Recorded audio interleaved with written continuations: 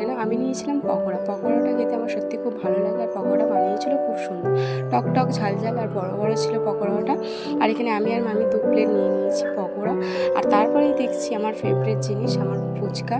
আর ওখানে ছিল stand fan. মামি এতটাই ঘেমে গেছিলো, কাল প্রচুর গরম পড়েছিল, তাই মামি দাঁড়িয়ে দাঁড়িয়ে হাওয়া খাচ্ছিল। মামি ফুচকা খাইনি, ফুচকা খাচ্ছিলাম আমি, তাই আমি পাতা নিয়ে নিয়েছি। এখানে ফুচকাটাও খুব সুন্দর বানিয়েছে, এই দাদার হাতে ফুচকা খেতে সত্যি খুব ভালো লাগে।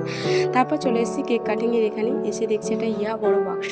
ভেবেছিলাম হয়তো কোনো বড় একটা গিফট হয়তো হবে, কিন্তু না, ওটা খোলার পর দেখছি একটা মিকি মাউসের মতন একটা বড় কেক। আর এখানে একটা নয়, দুটো কেক ছিল, কারণ 2 ভাইয়ের একসাথেই জন্মদিন ছিল। আর এখানে কেকটাও খুব সুন্দর দেখতে ছিল, তাই এখানে কেক কাটিং স্টার্ট হয়ে গিয়েছে।